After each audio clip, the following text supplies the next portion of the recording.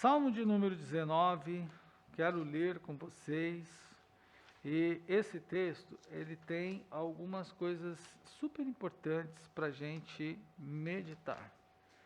Mas não é nele que está, ou todo ele que está, a fundamentação da nossa pregação. Mas ele nos dá um norte para aquilo que a gente vai falar hoje.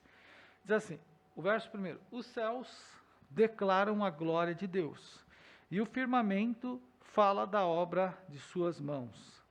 Cada dia expressa a sua glória e cada noite revela esse conhecimento. Sem discurso, sem palavra, sem que sua voz seja ouvida. Sua mensagem ecoa ao redor de toda a terra e as suas palavras chegam até o fim do mundo. Neles, Deus estende o sol, que aparece como um noivo saindo da câmara nupcial, com deleite de um atleta correndo sua trajetória. Levanta de um lado do céu, circula até outro lado e nada escapa do seu calor. Amém?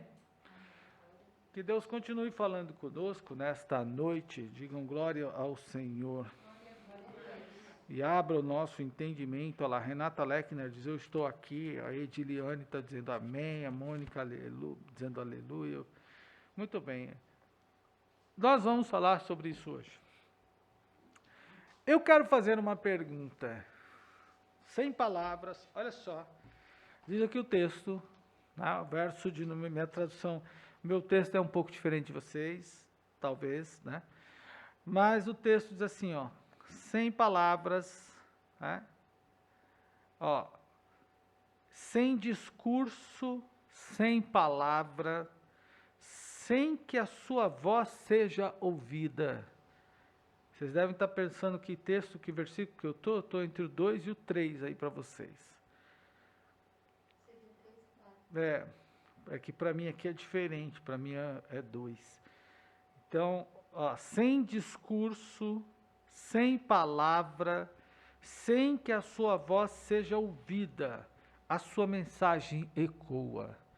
Como é possível não haver palavras, não haver voz, não haver discurso e ainda assim a mensagem ecoar? A pergunta é esta: como é possível você não ver discurso, não haver discurso? Discurso pode ser escrito, discurso pode ser falado, não haver discurso, não haver palavras, não haver voz. E contudo, a mensagem ecoa. E qual é a mensagem e como ela ecoa? A percepção que a gente deve ter do Evangelho é simplesmente... Aliás, o Evangelho simplesmente é fantástico. É algo extremamente espetacular. O professor Joel diz, estou em Suzano, estou participando, e a Ediliane está dizendo, estou aqui de olho. Sem palavras. Esta é a questão. Então, o salmista está dizendo que há uma comunicação de Deus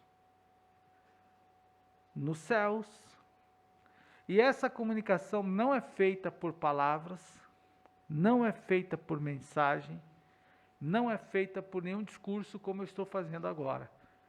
Mas essa mensagem é extensa, ela ecoa por toda a terra. E que mensagem é essa? Eu gostaria de saber, ou de ver, de ouvir, de pensar, como é que os céus, que ele está dizendo aqui, ó, os céus declaram, e o firmamento fala, mas você não ouve a voz deles. Que tipo de mensagem eles falam? Que tipo de mensagem eles anunciam? Como eles declaram Deus? E o que eles declaram? Eles declaram a glória de Deus. Neles, Deus estende o sol. Olha lá, neles, Deus estende o sol. Eles declaram o quê? As obras da mão de Deus. Como é que Deus faz? Como que Deus age? Como que Deus... Você tem mais ou menos aquela lembrança, como eu prego para hoje aqui mais adulto que criança, do olhar do seu pai ou da sua mãe? Eles comunicavam para você, por exemplo, ou comunicam para quem tem os seus pais vivos, aquele olhar, né? Você já sabe mais ou menos, você está em algum ambiente, você está num ambiente, você faz uma peripécia, ou ela quer que você saia, ou a mãe ou o pai quer que você saia daquele lugar, ele dá uma fixada, e o olho dilata, e você já sabe, opa, pego o meu banquinho, saio daqui. Meu pai era aqui, ó, eu prestando atenção. Né? Agora ela vinha, a gente já saía aqui. Já saía correndo, então. Só Né? com o olhar, a gente já pensava. Só o olhar. Ele não falava.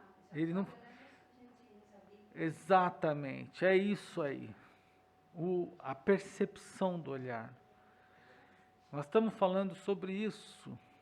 Como é que a gente percebe Deus? Como é que a gente entende a comunicação divina? Nós falamos a semana passada de algumas coisas que Deus não comunicou com ninguém. Por exemplo, a sua soberania, a sua eternidade, infinitude, imutabilidade. Deus não comunicou com ninguém. Ninguém tem esses atributos. Nenhum ser humano tem. Ninguém é imortal, eterno, vamos falar assim. Ninguém é imutável, humanamente falando. Nenhum homem. Nesta noite, vamos falar sobre aqueles que Deus comunica conosco, compartilha conosco. Antes, porém, eu li o texto que nos faz enxergar como que Deus é.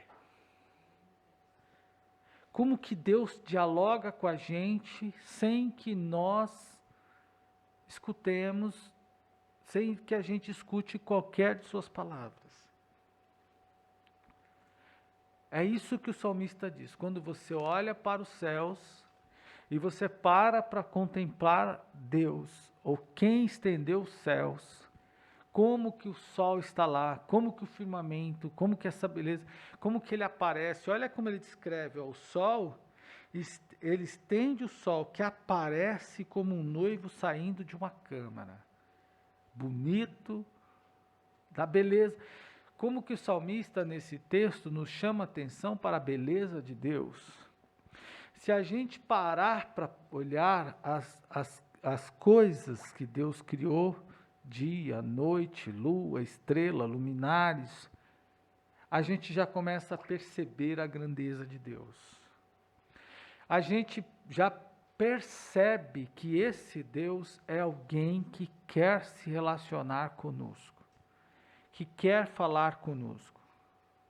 Interessante é que o sol não fala. Né? Nós não ouvimos a voz, o trovão fala, né? Daquela, né? Pum, e a gente, né?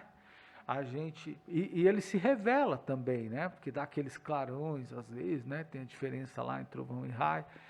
Agora, o sol é sol. Às vezes ele está encoberto, mas ele por algumas nuvens, mas ele está lá, do mesmo jeito. E ele atravessa a nebulosidade e mesmo assim se revela para nós. Então é importante a gente começar a pensar em como Deus fala conosco. A razão de nós estarmos aqui esta noite no templo, estudando um pouco mais da palavra de Deus, é para que a gente saiba definir quem é Deus, como Ele é, e entender como Ele é. Falamos a semana passada que Ele é um só. Falamos sobre os seus atributos. E hoje, vamos falar um pouco dos atributos que Deus compartilha conosco. O amor de Deus está em nós. A bondade de Deus também. Então a gente vai ler um pouco, estudar um pouco, aqui na página de número 34, 33, melhor, perdão, 32, sobre os atributos morais de Deus, as características de Deus. Olha, primeiro que a gente tem que pensar o seguinte: nenhuma criatura é capaz de expressar Deus na sua totalidade. Por quê, pastor? Porque a criatura tem começo e tem fim. Já começa por aí. Nenhum ser humano é capaz de expressar Deus, de revelar Deus na sua totalidade. Porque a criatura, a criação, tem começo e tem fim. O homem tem dia para nascer e tem começo, dia de nascer, e tem fim, dia de morrer. Mas, apesar de nenhuma das criaturas de Deus, ou da criação divina, poder expressar quem é Deus, revelar quem é Deus na sua totalidade, nessa parcialidade do ser humano, a gente pode ver Deus. A gente vê Deus dentro dessa limitação. Então, esse processo permite com que a gente tenha, inclusive, uma percepção maior de como Deus é. Você olha para uma pessoa e diz assim: aquele sujeito, quando você conhece, ele é trambiqueiro, ele é trapaceiro, ele é mentiroso, ele é enganador. Você consegue, porque há uma referência, há para nós uma referência de pessoa que faz esse tipo de coisa, e por essa razão você olha para aquele que cometeu aquilo e diz assim: ele é mentiroso. Porque você tem referência do que é um homem mentiroso. Você olha para o outro e diz assim: aquele ali é amoroso. Porque você olha para uma pessoa e diz assim: há referências na nossa cabeça do que é uma pessoa amorosa. Você consegue identificar uma pessoa amorosa, não consegue? Claro que consegue. Também consegue identificar uma pessoa iracunda, bruta. Não consegue? Consegue. Basta você se relacionar com ela um pouco. Ou pelo menos, se você conhecer em mais profundidade, você consegue descrever isso com facilidade. E é nessa percepção que a gente tem, nessa possibilidade que a gente tem de entender Deus. É nessa possibilidade. Porque você olha para Deus e diz assim: Deus é amor. Mas você sabe o que é amor? Eu pergunto: Deus é eterno. Alguém aqui sabe dizer o que é eterno? A gente só sabe falar. Mas você sente? Você sabe descrever como é a eternidade? Não, ninguém aqui já esteve lá. Ou foi lá. Então, nós não sabemos. Agora, quando eu digo assim: nossa, aquela pessoa é amorosa, né? Por que ela é amorosa? Aí você descreve: olha, ela é isso, ela é aquilo outro, ela faz desse jeito, ela faz daquele jeito, ela faz daquilo. Você sabe descrever. Não sabe? Você sabe descrever quando a pessoa é amorosa, quando a pessoa é rancorosa, quando a pessoa é bondosa. A Gabi leu hoje o texto que ela vem lendo ao longo, parabéns pela leitura, né? Realizada todo esse tempo. Não é fácil para uma criança de quantos anos? 9 anos, encarar público, né? Igreja mais cheia ou menos cheia, e fazer leitura sem gaguejar. Não é fácil. Para uma criança de 9 anos. Para muitos irmãos, tem dificuldade até de fazer. E antigamente se fazia muito isso, viu, irmão? As pessoas usavam muita oportunidade para ir à frente, ao púlpito, e ler um texto da Bíblia. Fazia muito isso. Queria oportunidade. Vamos ouvir aqui o irmão Gustavo, ele ia lá e lia um texto. E a igreja deve fazer, os irmãos devem fazer isso. Aproveitar as oportunidades, inclusive. Então, ela lê um texto que fala sobre a bondade de Deus. Você sabe descrever uma pessoa bondosa. Se eu pedisse para você descrever uma pessoa bondosa, você descreveria com facilidade. Porque existem referências em você que identificam uma pessoa que é bondosa. Está dentro do seu universo. Não precisamos, nós não precisamos, a semana retrasada, o passado, eu fiz uma pergunta sobre o que era pó patapatá e muitos irmãos não sabiam o que era. Se eu falasse pó de sulfa, alguns irmãos também não saberiam o que era. Entende? Mas, se a gente falar aqui, quem se lembra do metiolate, aquele lá de trás, quem se lembra dele? Aquele lá da década de 90.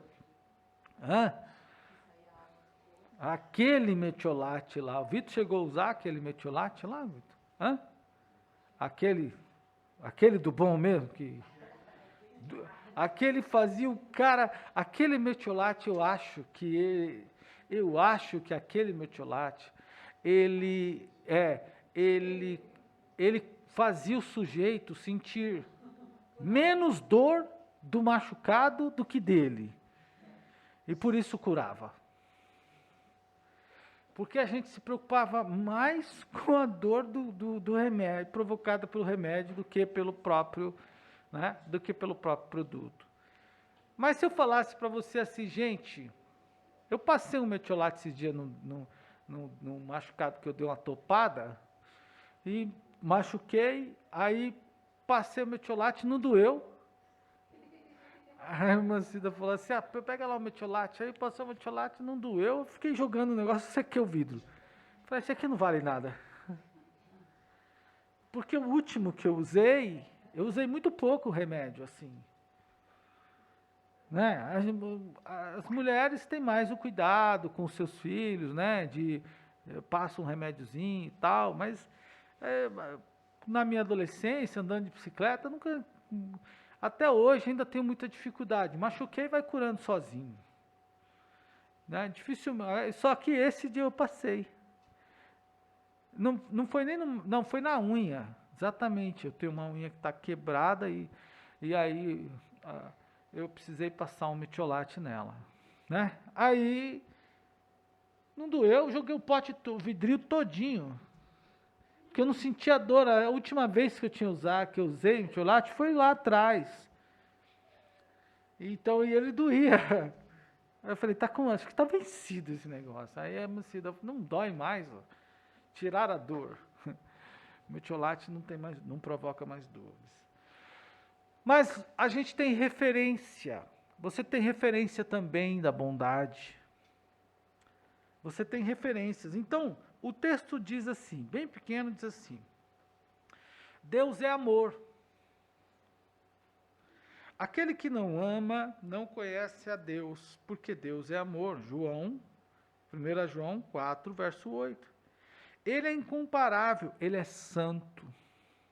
Você não consegue olhar para uma pessoa e dizer assim, olha, essa pessoa tem uma vida santa. Você consegue, você tem referência.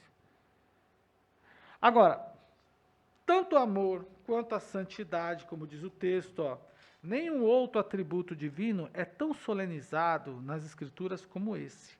Não há santo como o nosso Deus, contudo, o nosso Deus quer que a gente seja santo como Ele é. Sede santo como o Senhor é santo.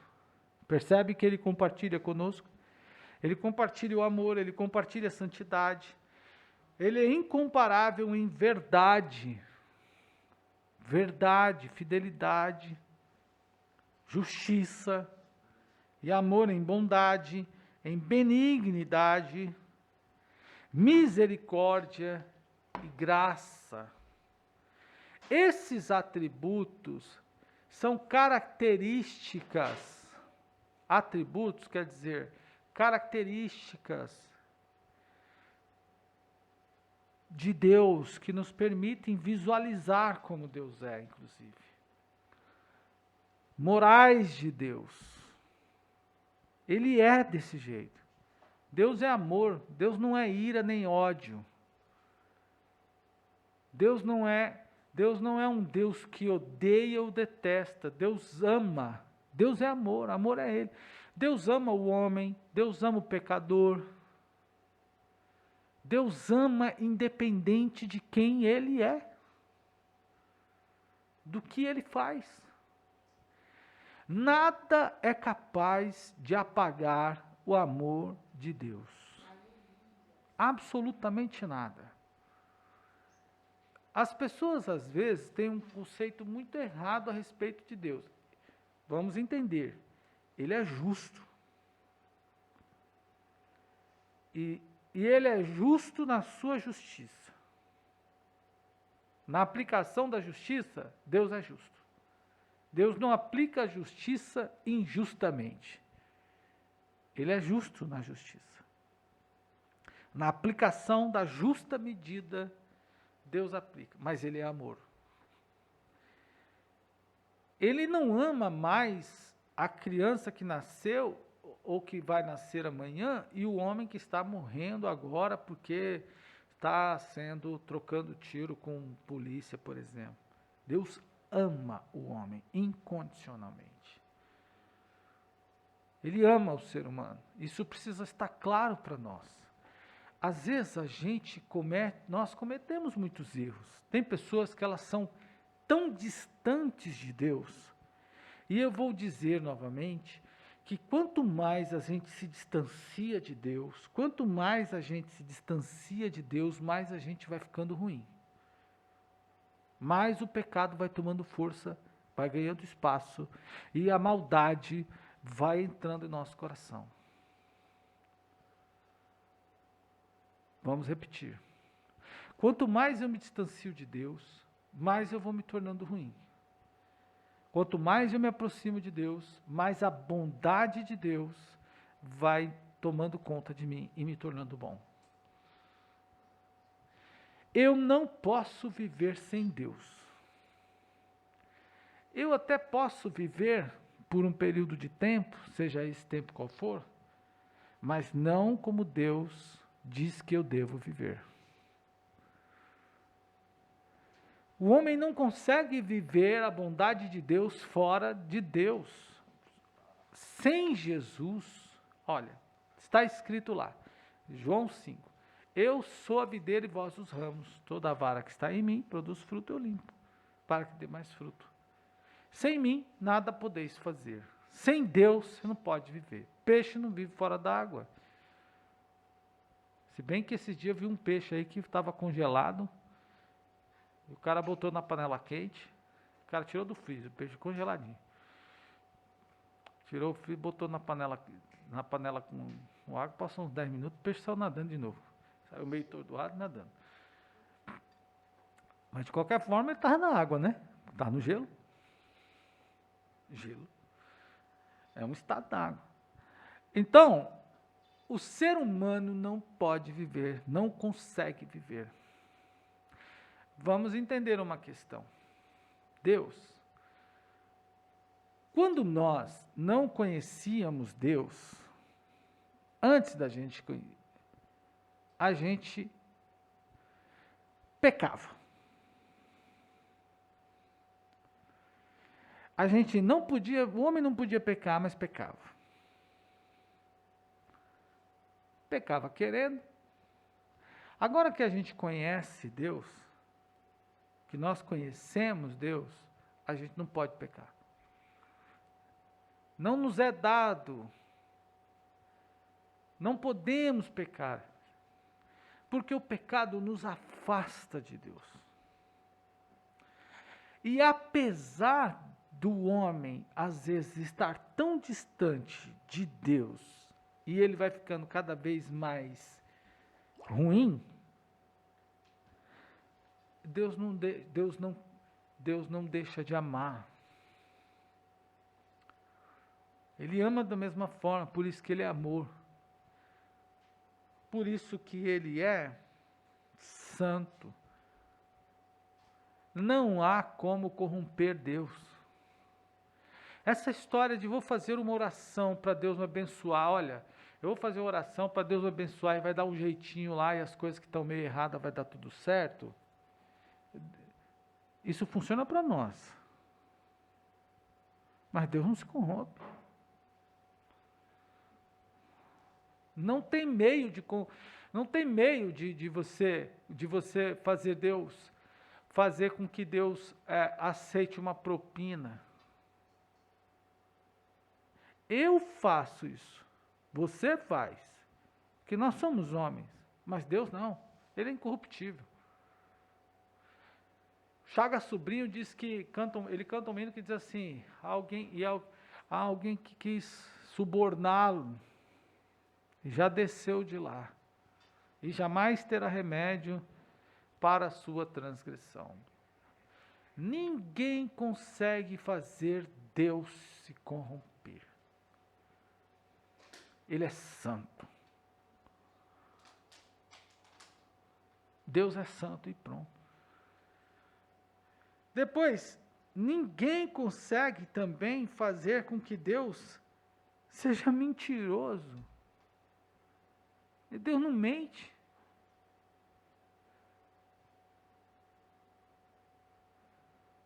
De jeito nenhum. Deus não mente. E é tão verdade que ele não mente, que ele revela até mesmo o seu filho, seu servo, seu adorador, quando está errado. Quando a gente lê a Bíblia nessa perspectiva, veja como que Deus revela o próprio povo que ele diz que é o povo dele. Davi não é um homem segundo, não foi o homem segundo o coração de Deus? E contudo Deus revelou o pecado dele? Abraão não foi um homem chamado por Deus, considerado como amigo de Deus?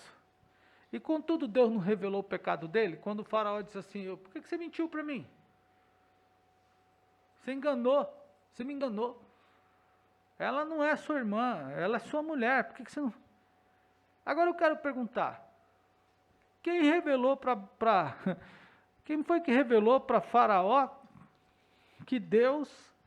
que Sara era mulher de Abraão? Vamos ler? Vamos lá.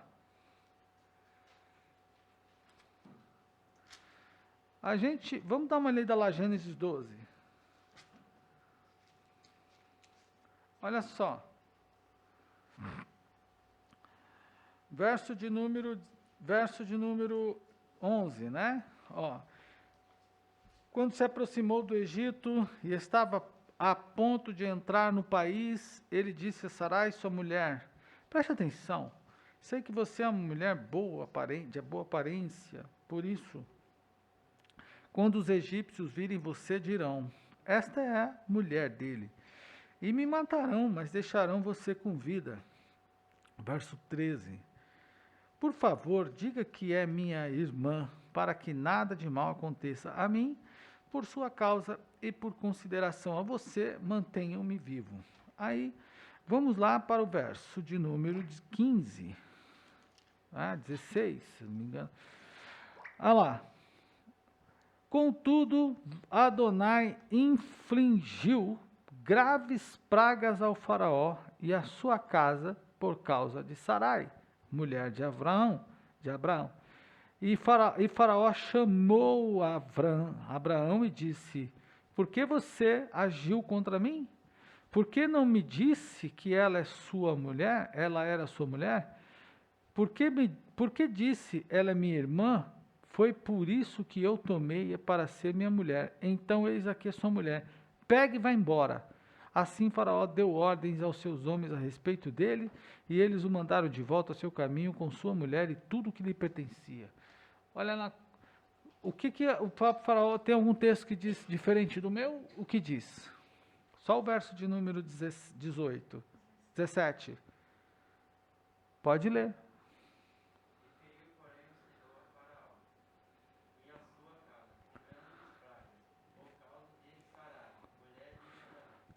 Aí, o verso 18 diz que Faraó chega claramente a Abraão e diz assim: você mentiu para mim. Essa mulher aí não é sua irmã. A Sarai pode ter dito. Mas como é que ele sabia que as pragas eram por causa de Sarai? E por que as pragas vinham do Senhor? Ele era Faraó, tinha alguém mais poderoso que Faraó naquele lugar, naquele império? Faraó era uma divindade, vamos falar assim, no conceito das pessoas? E Deus não falou com ele? De que maneira Deus falou com ele? As pragas. E ele identificou que as pragas vinham de Deus. Olha como Deus fala com... Deus aqui fala com 3 pessoas. Deus fala com Abraão, Deus fala com Sarai, e Deus fala com Faraó. 3 pessoas em posições diferentes. Abraão mentiu, Sara foi coagida e o Faraó nessa história, era o inocente. E Deus falou com os 3. Nessa história. Porque ele está dizendo aqui, se você tivesse dito que ela era sua mulher, você devia ter me falado. Então Deus fala com o homem em qualquer situação. Ele ama o homem em qualquer situação. E ele revela a mentira do homem. Veja como ele é verdadeiro. Ele não mente. Veja como ele não engana. E ele é bom. Né? Ele tanto é bom, justo, bom, benigno, misericordioso. Às vezes a gente ora por uma situação, a gente às vezes pede justiça de Deus. Já pensou se Deus fizesse toda a justiça que a gente já pediu? Já pensou se Deus fizesse toda a justiça que nós já pedimos para que Ele fizesse? Já pensou se Ele tivesse feito como seria o mundo? Se a gente tivesse o poder de resolver as coisas? Como seria, irmão, se você tivesse o poder de resolver as coisas? Como seria o mundo? E aí os irmãos que estão pela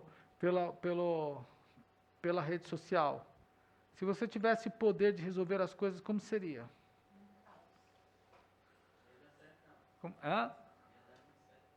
O ser humano tem aí o ser humano perde a cabeça, parte para briga, parte para violências piores, né? Enfim, atenta contra a vida do outro por causa de uma situação de nervoso. Esse dia um sujeito passou tão violentamente por mim no trânsito e parou no farol. Ficou parado no farol, fui lá e encostei do ladinho dele. E aí? Mudou o quê? Que o meu carro tem acho que 5 metros e pouquinho, né? 4, quase 5, eu não sei. E o dele devia ter também essa mesma faixa, e entre nós talvez quase 1 metro de distância. Todo aquele nervoso, toda aquela fúria, toda aquela revolta, todo aquele buzinaço, todo aquele negócio para ficar 1 metro à minha frente. Para esperar o farol do mesmo jeito que eu. Mudou o quê, irmão? Não muda nada. Já pensou se a gente tivesse poder de resolver as questões, quantas pessoas já tinha eliminado? Agora Deus não é como nós. Deus é misericordioso, amém? Você pode dar glória ao Senhor por isso? Os atributos de poder, página 33.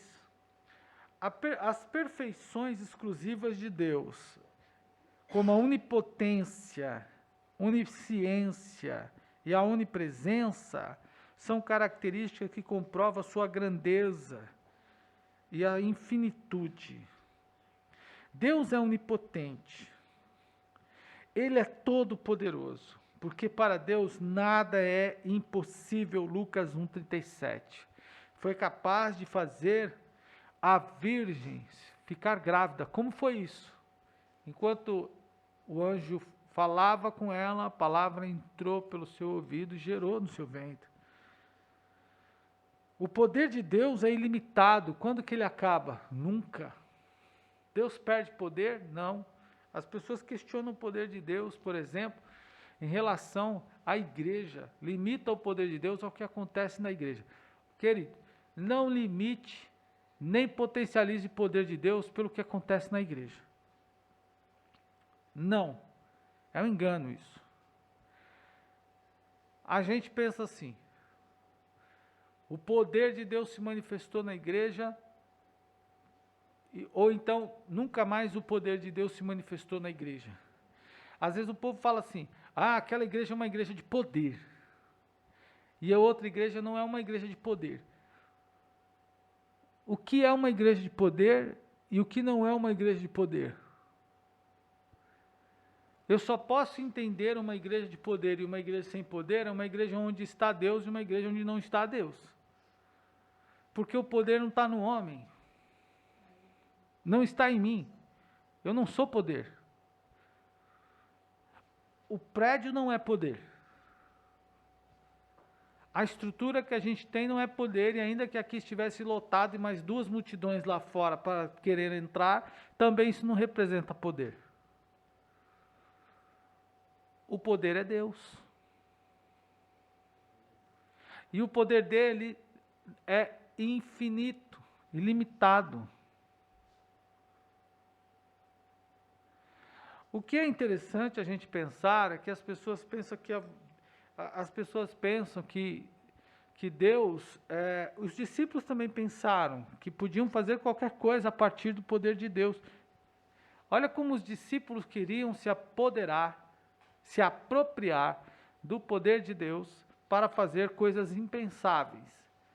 Quando eles foram a Samaria e não puderam, até Samaria não puderam entrar, eles foram a Samaria, mas não puderam entrar. Porque não deixaram. Diz a Bíblia que eles não deixaram, os samaritanos não nos deixaram entrar. Então eles disseram assim, quer que nós roguemos a Deus e envie fogo do céu, como fez com Elias, e consuma.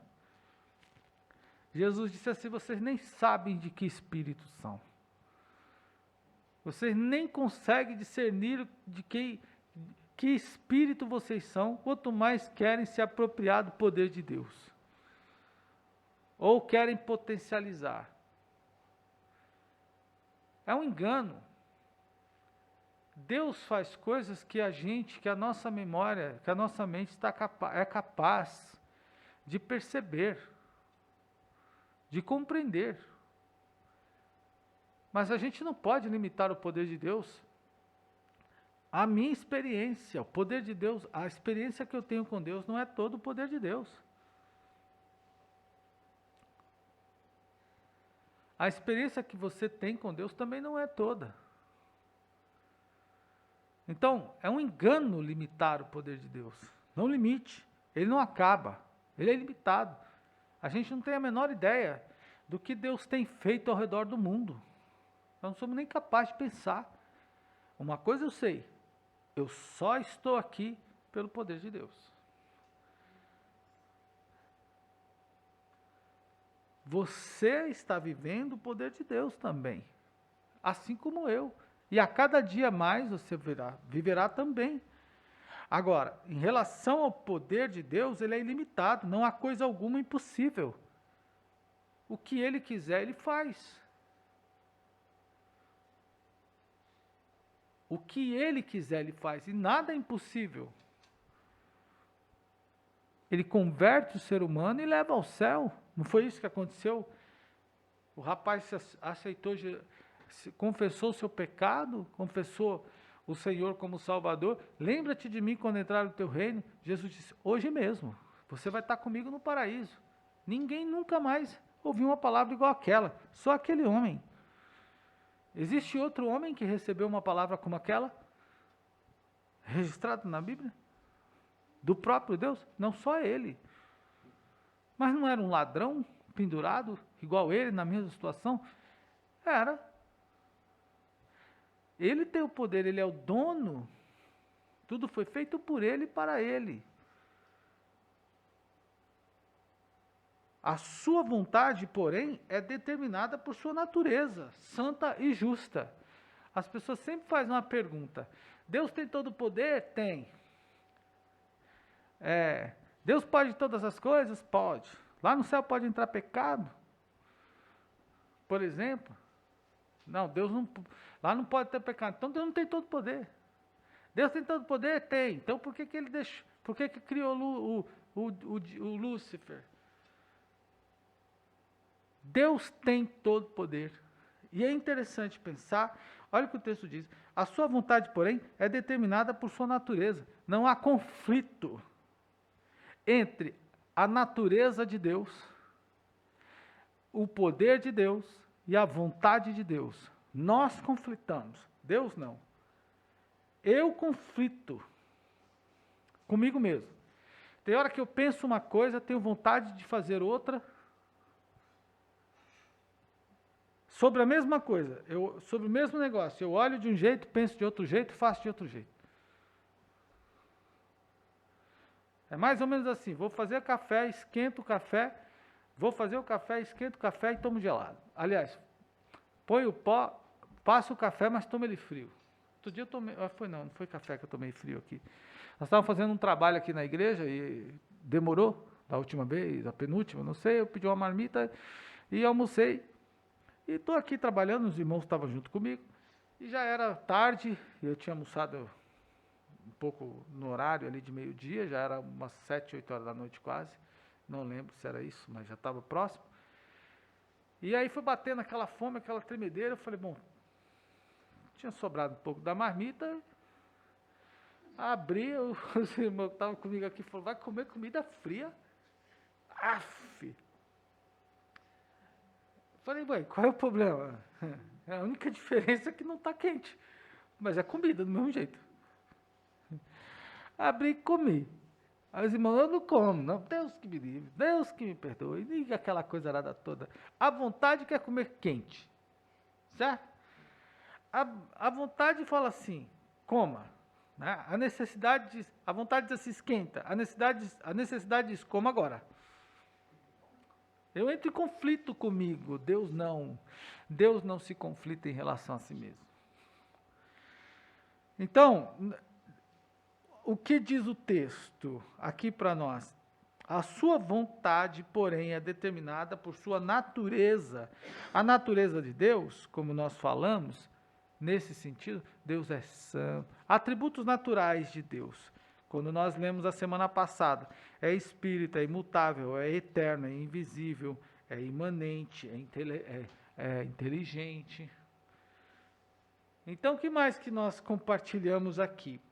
Ele não pode, inclusive, pois ele não pode ver o mal nem praticar. Ele não pode, não é porque ele tem medo do pecado, ou ele é vencido pelo pecado, ou ele tem pavor, assombro.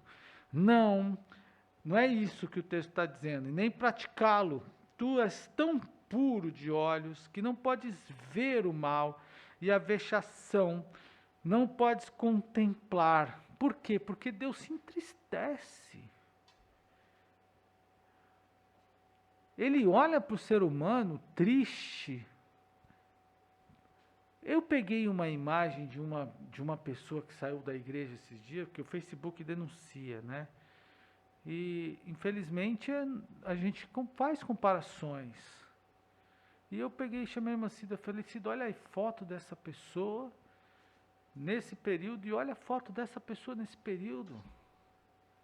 E a irmã Cida, a gente ficou assim, estagnado. Eu fiquei sensibilizado pelo estado da pessoa. Eu fiquei sensibilizado.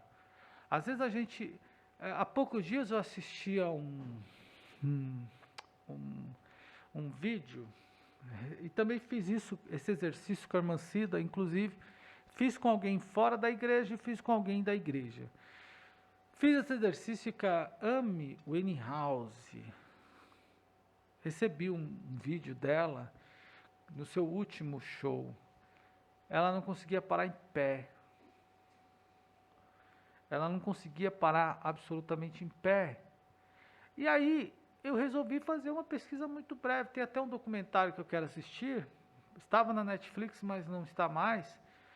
Então eu fiquei pensando, falei para a Moacida, olha como ela era linda. E olha como ela está.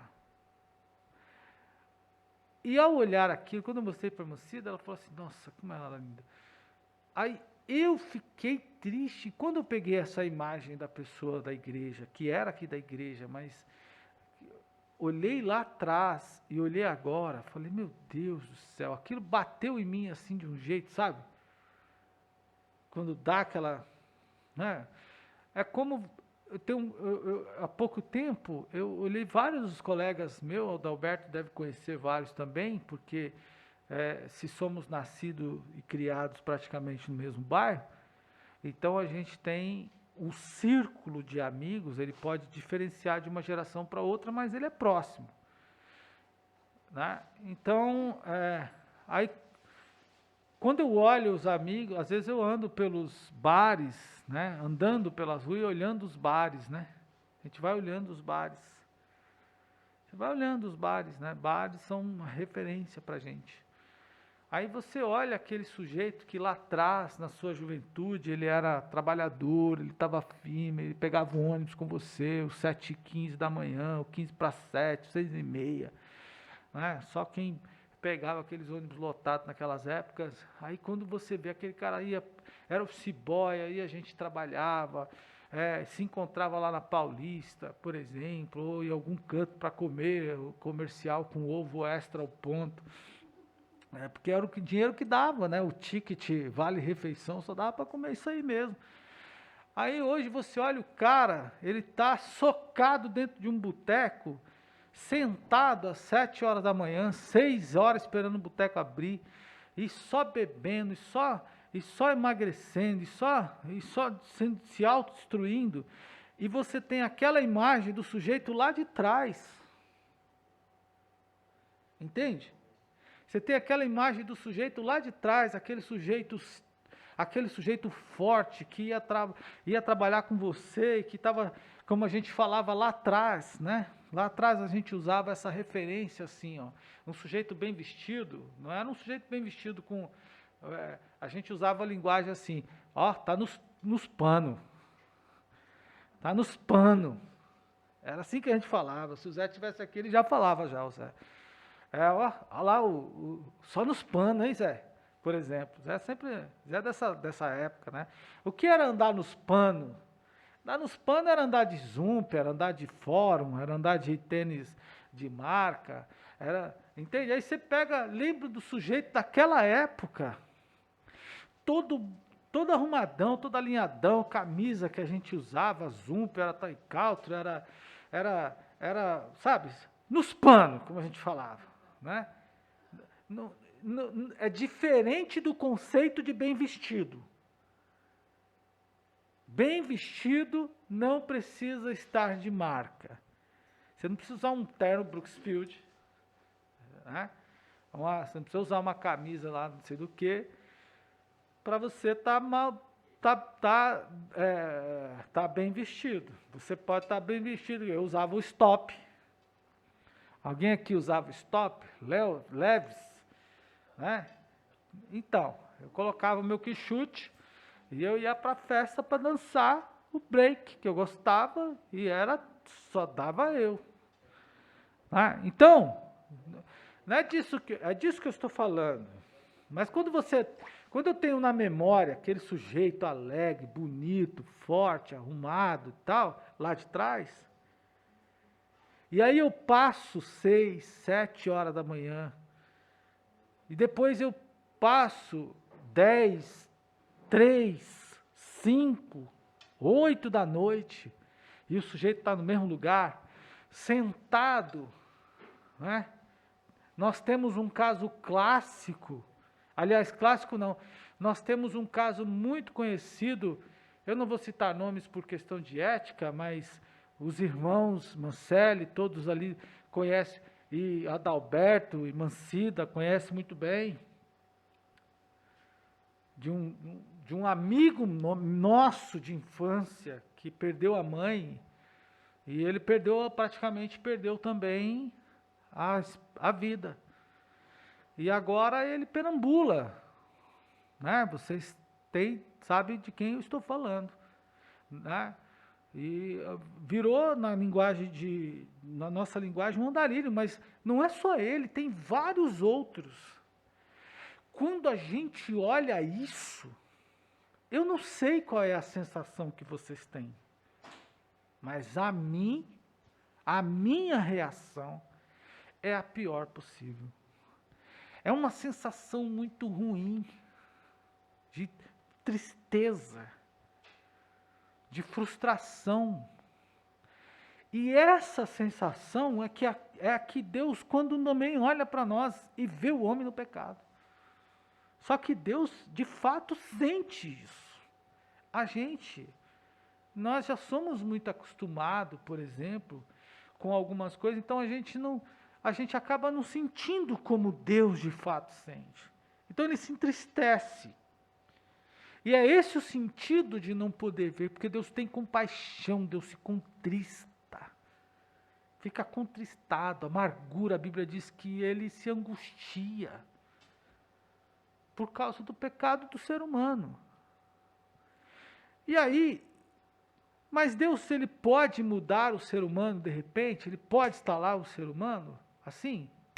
Ele pode, mas o ser humano precisa querer, precisa deixar, precisa permitir. Então, a onisciência de Deus, ele sabe o que está acontecendo agora na sua cabeça, na minha cabeça, sabe que a irmã Adriana dos Santos está quase dormindo? Ele sabe que a irmã Cida também está ali, só Jesus. Ele sabe, não é? Então Deus, ele é onisciente, ele conhece tudo. Olha o que diz o texto, ó. A onisciência é o conhecimento pleno de todas as coisas, necessárias ou contingentes, que aconteceram e acontecerão. Deus sabe tudo, de nada ele é escondido. Eu não sei. Deus sabe de tudo. Isso já está claro para a gente. Então alguém vai dizer assim, mas Deus não sabia porque ele perguntou aonde Adão, onde estás? Não foi isso que ele diz? Adão, onde estás? Como se Deus não soubesse. Que fizeste?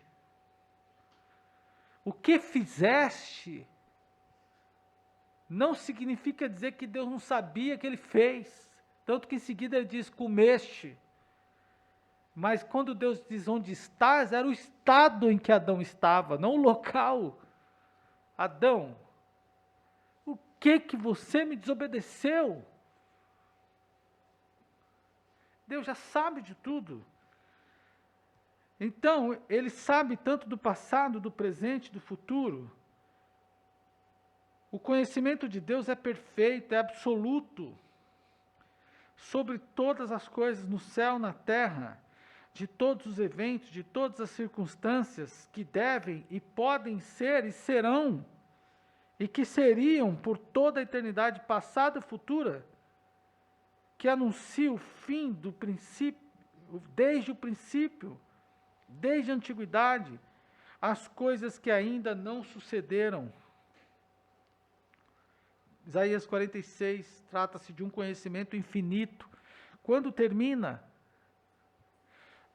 meu conhecimento acaba, é limitado, e se eu não usá-lo, eu perco. Tudo que eu estou estudando, e você sabe, tudo que você está estudando e sabe, se você não compartilhar, acaba, você perde. Você perde o conhecimento. Mas Deus não. Deus não. Então, ele é onipresente. Ele está em todo lugar, mas na sua verdade, habitaria Deus na terra? Sim. Deus está em todo lugar. Pergunto a vocês, Ele está aqui na igreja? Está. Na sua onipresença, tem algum lugar em que Deus não está? Não esteja nesse momento? Não existe. Pense no pior lugar em que você acha que Deus não esteja nesse momento. Ele está na sua onipresença. Agora, em todos os corações Deus está?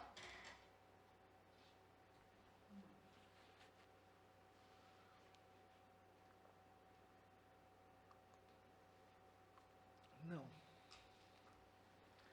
Não está em todos os corações. Por último, nomes de Deus. Eu já antecipei que o nome de Deus tem muitos nomes. O Deus verdadeiro revelado nas Escrituras apresenta-se a si mesmo por diversos nomes e títulos que são inerentes à sua natureza e que revelam suas obras e seus atributos. Então, há 3 termos no Antigo Testamento hebraico que são eles: El, Eloá, Elohim. Quase que todo nome terminado em El é uma referência a Deus. Manuel, Joel, né? Manuel, Joel, Gabriel. El tem uma referência, porque esta palavra El é uma referência de Deus. Eloá, Elohim. O Novo Testamento grego usa o substantivo theos para Deus, divindade, ser supremo. O nome El significa ser forte, proeminente, soberano, algo assim, nesse sentido. Sendo um termo semítico muito antigo para divindade, usado para identificar o Deus de Israel. E levantou um altar e chamou-lhe Deus, o Deus de Israel. Contudo, empregado também para deidades dos antigos povos. Olha aí. Os antigos povos também chamavam Deus da mesma forma. Olha aí. Contudo, empregado também para deidades. Deidades quer dizer deuses, divindades, dos antigos povos semitas, como nomes próprios e como apelativo. Eloá é uma forma expandida de El. Elohim é o plural de Eloá, Deus.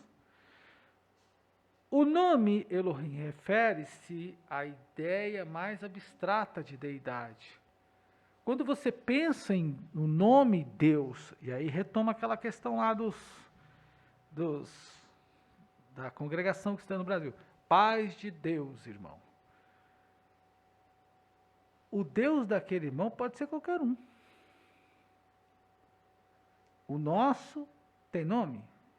Nós sabemos qual é o nome dele e chamamos de forma comum por esse substantivo Deus.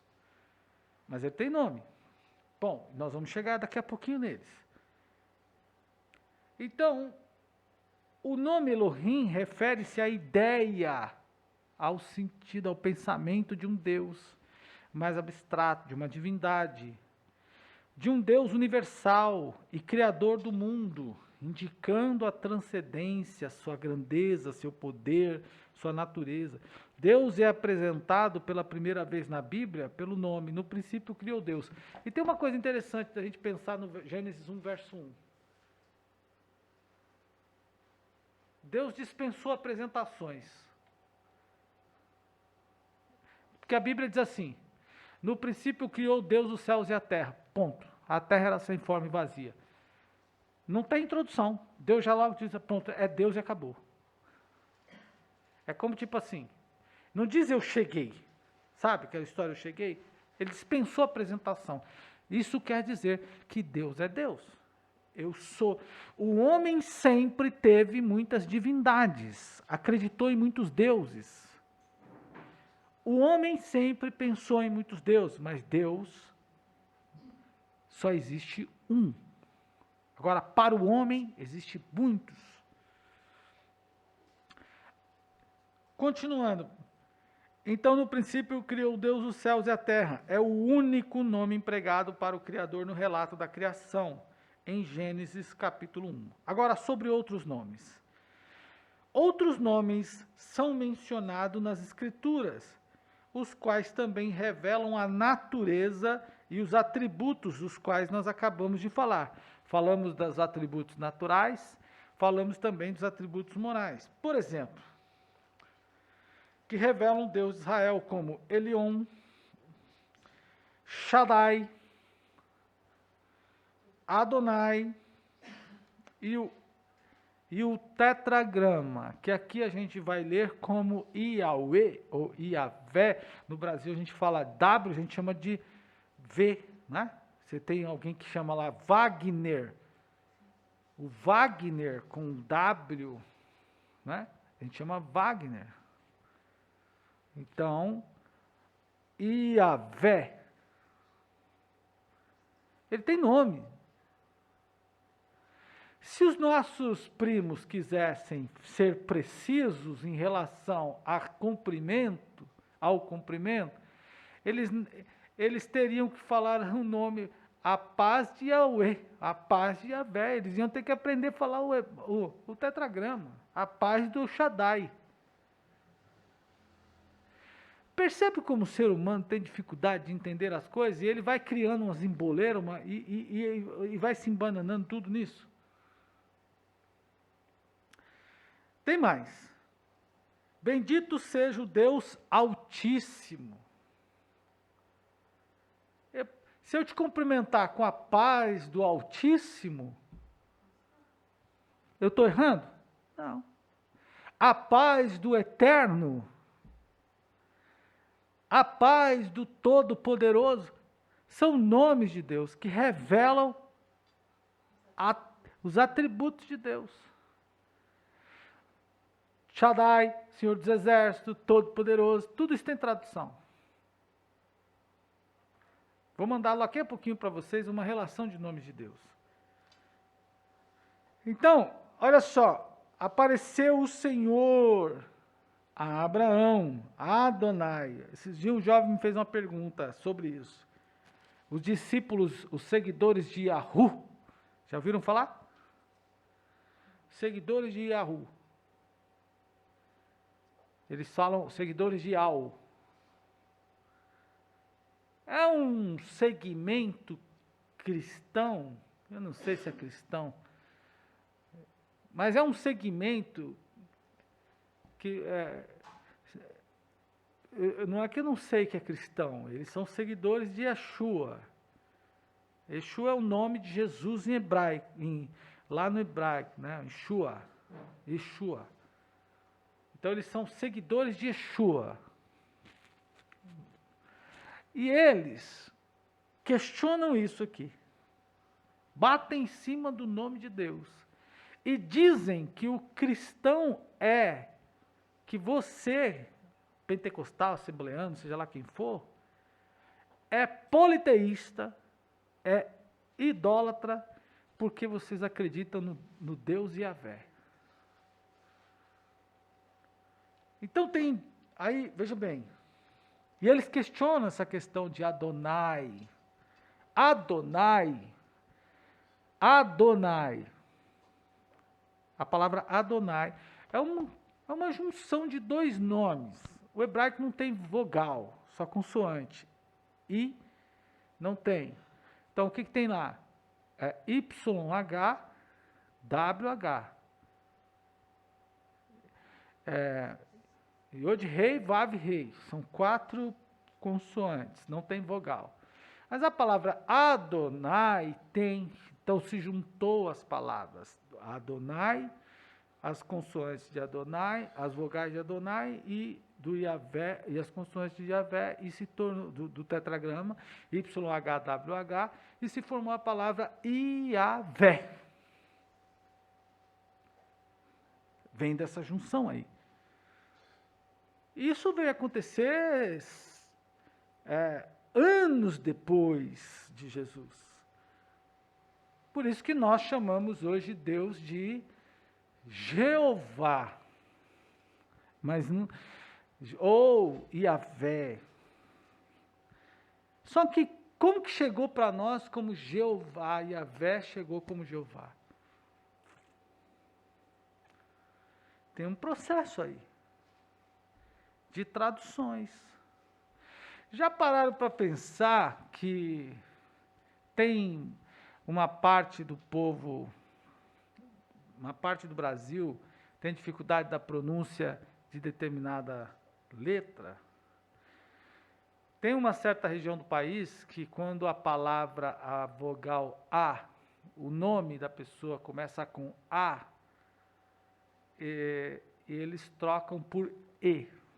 Por exemplo, paulistano, nós, nascidos aqui em São Paulo, paulistanos, nós trocamos E por I.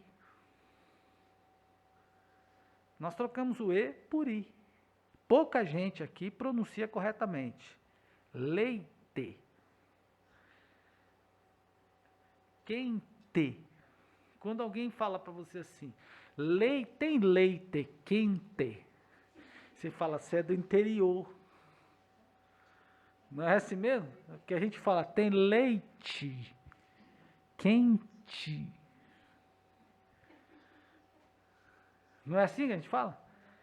Tem leite. Você quer leite? Aí a gente chega lá no interior, os irmãos falam assim, dá para você falar leite? Né? Então, feijão. Feijão.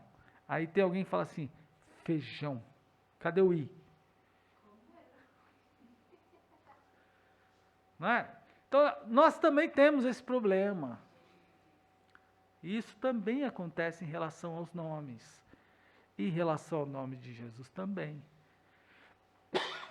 Para nós, essa questão. Então, o Iavé chegou para a gente como Jeová. Chegou para nós dessa forma. Então, se eu cumprimento você com a paz de Jeová, também não está errado. E aí eu fico vendo os irmãos com esse negócio, né? Paz de Deus, irmão. Paz de Deus, irmão.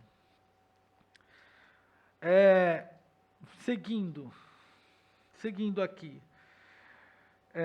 Então, identificando também como Jeová. Olha lá. Iavé, identificado também como Jeová. Cuja forma foi inventada lá na Idade Média, quando as vogais do nome Adonai foram inseridas no tetragrama, que eu acabei de falar para vocês. A forma híbrida, que é a mistura, composição dos dois nomes, Jeová, ok? Então, o nome de Deus, Jeová, é a junção do tetragrama YHWH, que no hebraico é Yod Rei, Vav Rei.